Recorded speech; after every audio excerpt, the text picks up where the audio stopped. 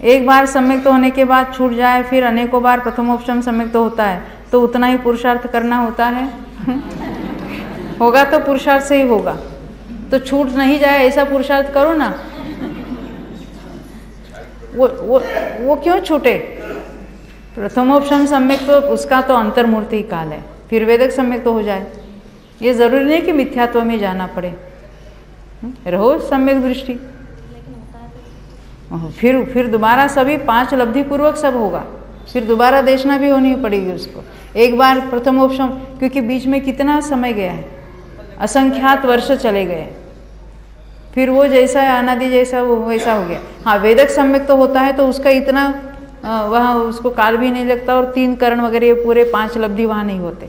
वेदक सम्यक तो ऐसे 2 करण में हो जाते हैं, परंतु प्रथमोपशम सम्यक तो फिर दोबारा होगा, तो उसके फिर 5 लब्धि सहित ही होगा। वहाँ पर सभी कंडीशंस जो कुछ है 5 लब्धि की, वो सब वहाँ होगी ही।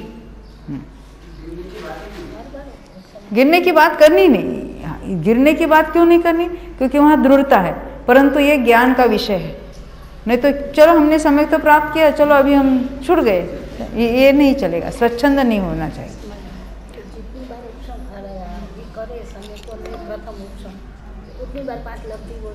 बिल्कुल बिल्कुल सभी होगी। अभी हम यहाँ देखते हैं थोड़ा, हम जहाँ पढ़ रहे थे ना,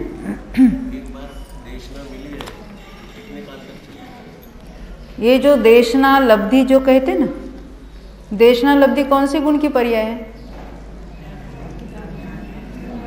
हाँ, ज्ञान गुण की। और देशना किसको कहते हैं? उपदेश को। जो आचार्य आदि जो तीर्थंकर आदि उनका उपदेश को देशना कहेंगे, और देशना लब्धि किसको कहेंगे? ज्ञान की। जो हमने वो सुनकर समझा तो देशना लब्धि कहेंगे कि वहाँ जाकर बैठने से देशना लब्धि कहेंगे?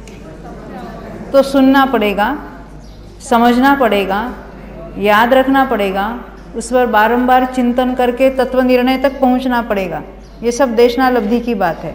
परंतु वो जो देशना मिली है उस पर हमने सुनी है, याद में रखी है, यदि वो धारणा तक पहुंची है तो तीसरे भाव तक भी काम करेगी, प्रोवाइडेड बीच में संगी पंचेंद्रिय होना चाहिए। एक इंद्रिय में चला गया बीच में तो उसकी वो देशना काम नहीं करेगी। यानी 3 भाव तक की देशना काम आती है। कहते हैं वो कौन सी? वो धारणा तक पहुंची है तो ही याद आ गई, और याद आएगी ही ऐसी कोई गारंटी नहीं है।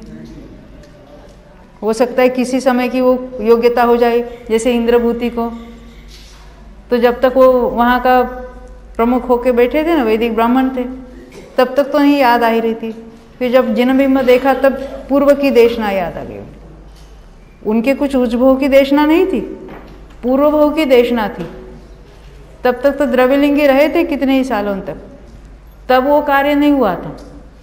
परंतु तो देशना मिली थी तो बाद के अन्य भव में भी उसके कार्य हो गया। परंतु उस गारंटी पर मत रहना।